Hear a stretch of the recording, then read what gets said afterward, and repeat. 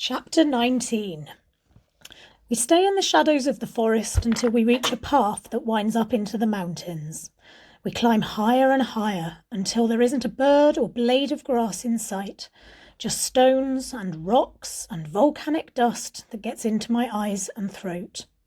When I feel like my lungs might burst, I stop to catch my breath and check the map. There's not far to go. The crow's nest is just ahead of us beyond the next mountain, where the cliffs meet the sea. I push off and pedal hard after Win, trying to ignore the pain in my legs. Seeing those scarecrows have frightened me. Is that what Grandad is like right now? Cold and trapped and staring into space? Up ahead, Win disappears around a bend and I follow. "Win!" I shout. "When you get stuffed, how long have you got?" "Before you turn into a scarecrow for good? We never knew for sure, but Rose said it was to do with how old you were. You're 11, so you'd have 11 hours. I almost smile. That's just the sort of bizarre rule Rose or I would have made up, but if Win is right, at least that gives us 72 hours to get to Grandad. No, less than that by now. The thought makes me pedal with a renewed energy, forcing my way up the hill.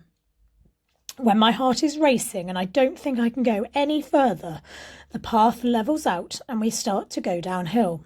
"Look, there's the crack," says Win. The crack in the earth now runs alongside the path. Mist rolls down from the mountaintop and we follow the crack as it leads towards the sound of thundering waves. When I can taste the salty tang of the sea, I know we're getting close. Win hits the brakes and I skid to a hot stop behind him. "We're here!" he shouts. We've come out on a rocky cliff. Mist swirls around us and the wind is so powerful I have to hold on tight to the handlebars of my bike.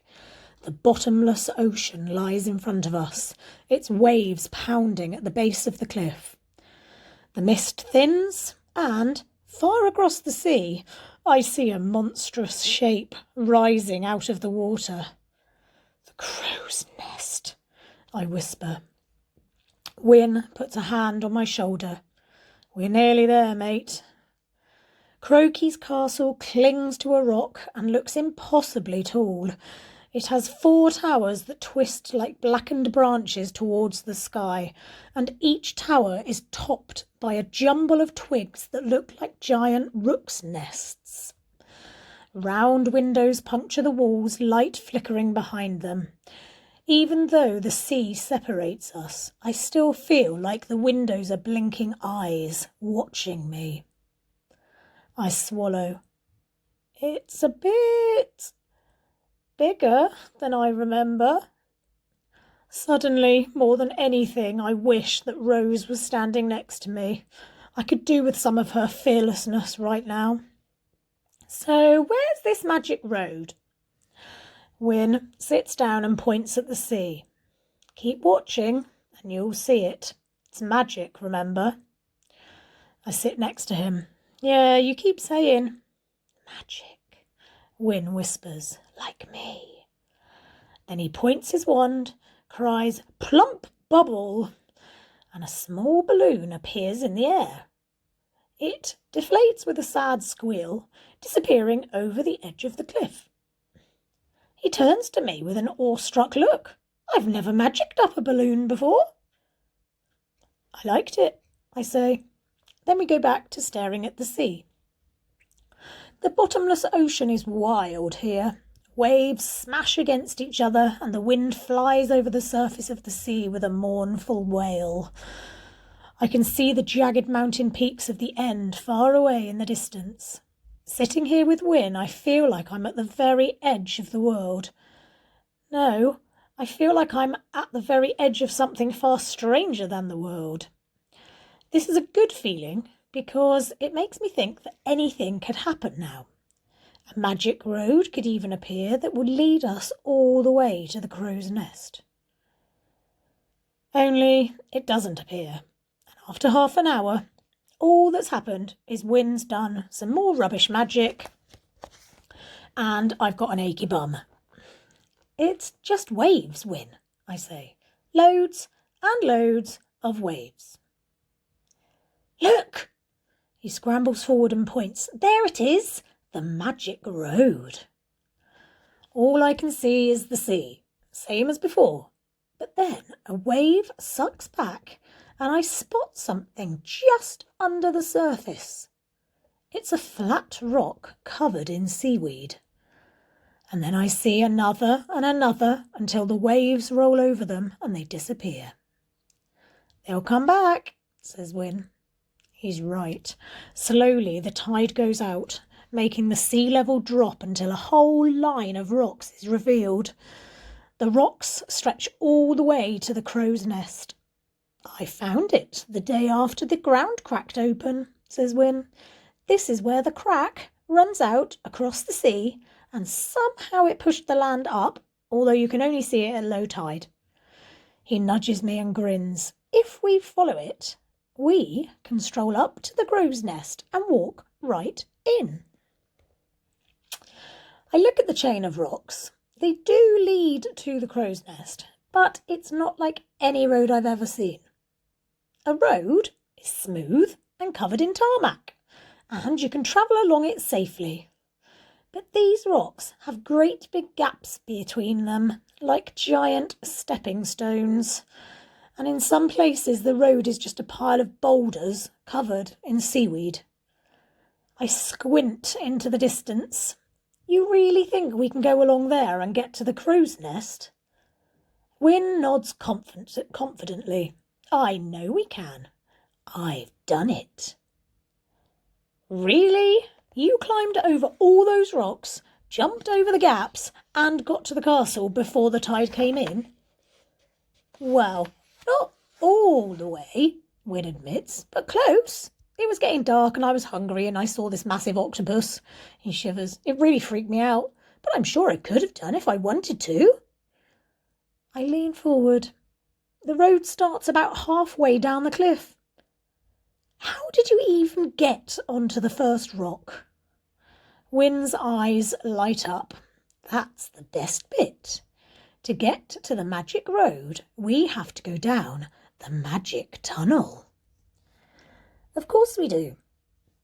Before I can even ask what the magic tunnel is, Win's jumped up and climbed on his bike. Come on, he says. I cycle after Win back the way we've come. After a few minutes, he stops and points at the ground. Look! The crack disappears into the rock face at this point, but when Win lifts a curtain of shriveled ivy, I realise that it's actually cut a narrow tunnel right through the rock. Behold the magic tunnel, Win says. Then he pushes off and cycles between the leaves. I follow him down the dripping tunnel, the wheels on my bike slithering over wet stones. Win starts whooping as our bikes shoot along, getting faster and faster. What's so magical about this tunnel? I shout, ducking to avoid a dangling root. It's so steep, Win cries, and I see he's right. The tunnel is sloping dramatically downhill. I squeeze my brakes. Then I remember that I don't have any brakes. My bike picks up speed. Win, where does this tunnel come out? Here, he cries, hitting his brakes. Right on the magic road. I swerve to the left and zoom past him. Directly ahead is the opening of the tunnel. Mate, Win calls, you might want to slow down. I put my feet on the ground, but all this does is make tiny stones fly up into my face. I can't, I yell, and my bike hurtles out the tunnel, straight towards a thin spit of rock covered in seaweed. I see the flash of waves smashing against it as I shoot straight across it. Keep pedalling, yells Win, and don't look down. I do what he says. I don't have any choice. I zoom along the spit of rock until it opens out onto a lovely wide space. Suddenly, the wheels of my bike skid on a fat bit of seaweed. The bike slips out from under me and I crash down. Sea spray rains down and the wheels on the bike spin. Win laughs. So gnarly. I lift up my head and see him standing at the mouth of the tunnel. After carefully propping his bike up, he picks his way over the narrow rock, avoiding the worst bits of seaweed and pausing whenever a particularly large wave strikes.